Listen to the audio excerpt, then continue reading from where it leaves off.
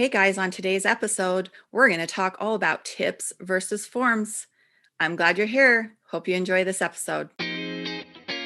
You're listening to the Tribe Nail Tech podcast, where nail techs find inspiration and motivation to take their career to the next level. We welcome you here.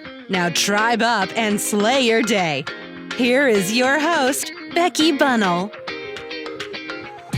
Hello, everybody. Welcome to this episode of the Tribe Nail Tech podcast. I'm your host, Becky Bunnell, and today's episode is sponsored by So-Gel Nails. Don't forget to head on over to sogelnails.com/contest to enter for today's product giveaway.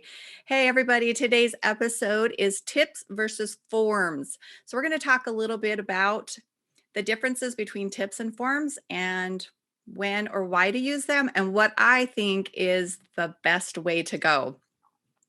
So first off, let's just make it clear that hopefully you have learned both options in your nail school or apprenticeship. Very important. I've done nails for 28 years and I used to do just acrylic. I did acrylic for 17 years and I threw on a tip on everyone, glued on a tip and slapped on the acrylic. Then when I started to become a hard gel nail tech, I was told it's better to learn how to form them and sculpt them. Because the product was completely made out of the product and you didn't have to worry about the curing process on the tips or the slickness of the tips if you didn't get them etched good enough that the gel would peel off of them. So I forced myself to be better at forming and learn that and practice that. And now I use nothing but forms. So I can't even tell you the last time I slapped on a tip. It's probably been about 10 years. I teach both ways in my nail school. And so I feel like it's, again, very important for you to use both techniques and at least to have those kind of products on hand for different situations that you might run into.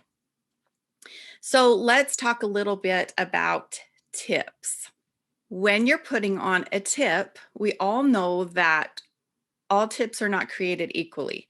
Some are a deep C curve, some are more flat. We have got to be careful when we're choosing the tips to put on a client. So sometimes you might have to have several different types of tips because they're not going to fit on everybody. You have someone with a really flat nail and you're trying to put on a really C-curved tip, you're going to be pressing down on that tip quite hard to hold it into the glue until it is dry. What's going to happen is eventually over time, that glue is going to break down with water like it always does, and it's eventually going to pop. And so then you might be getting more pocket lifting. So you do really need to have multiple kinds of tips so that you are fitting it to the client correctly.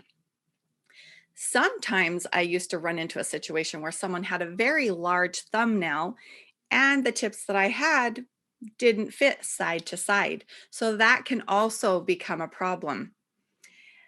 So let's talk about the thickness of a plastic tip. So we know that there is no real strength much in a tip. It's a plastic tip. You've got your glue. Well, like I just said, glue breaks down in time with water. So that becomes an issue. And I believe when you use tips, I feel that you have more pulling away of the natural nail on the back side of the nails as time goes by, because eventually that glue just breaks its seal and it doesn't take very long.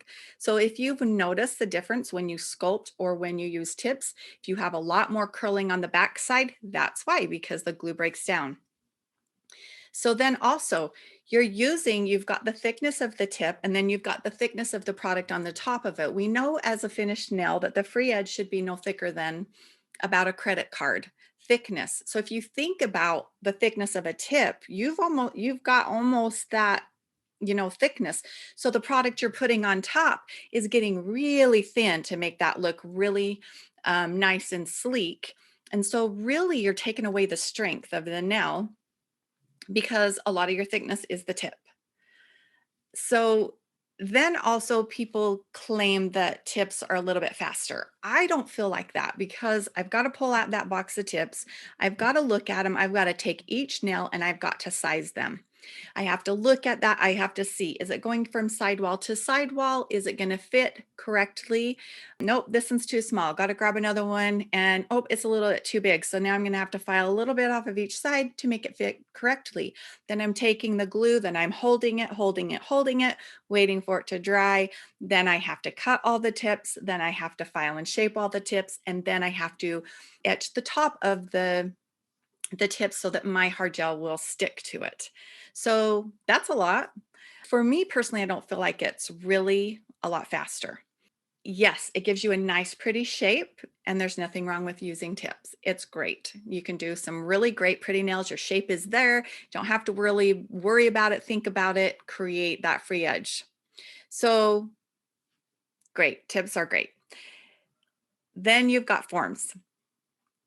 So forms, it takes practice. You've got to learn to put it on there. You've got to get the right angle of it for the length of the nail. So that does take some practice. Sometimes you have to customize those forms. Maybe it's not all the way popped up in the center and you've got a gap there. So you've got to cut them and customize them. Maybe the forms you have are rounded where the smile line goes and their nails are more square so they don't fit correctly. So you have to tailor them a little bit. I do have probably 3 or 4 different rolls of different types of forms in my drawer also for that very thing. Maybe they have a high hyponychium and the form isn't going to fit on there. And so I need a form that has a little bit of a notch cut out, or I have to take the time to notch it out. But the great thing about forms is you really can get the C curve. You can put the C curve in there. You can fit it to a client's nail bed, whether they're flat or they're really C-curved, you can customize that. So I feel like forms are really great. And then also, guess what? Your whole entire enhancement is made out of the product. So what does that mean? That means strength. That means that that entire product, that entire enhancement is made completely out of that product. You don't have a plastic tip and you don't have the glue that's going to break down with time. So I really love the fact that forms, I feel like longevity wise, if we're trying to decide which enhancements last longer, I would definitely say forms last longer because it's completely made out of that product. There's no glue to be breaking down. So strength, same thing. I'm going to say win is for the forms. Prettiness, or if you aren't very good at putting your product down and your technique's not down yet, sure, a tip's easier because you've already got that form right there and it stays on and all you're doing is covering what's there. So there are some pros and cons on that, but I just really feel like it's important to learn both, but those are my thoughts on both. So learn both. But longevity and strength, I'm going to have to go with forms on that one. So anyways, hope you guys learned something from this today. Hope you've learned both. And hey, if you're using tips and you want to give it a try and try to figure out forms, do it. There might be times too, maybe with nail bitten nails, you might find it's easier to try to put a tip on there. Some people feel like it's easier to put a form. So lots of different ski jumps, things like that. It's just great to learn both and to have both. So hopefully you've learned something from today's episode and put it to use. And if you have any questions, give me a message, shoot me an email or a text, follow me at Nailed by Becky Bunnell, and hope you get on and join my private VIP Tribe Nail Tech Facebook group. And you can find all my online classes at nailteched.com. And as always, tribe up and slay your day.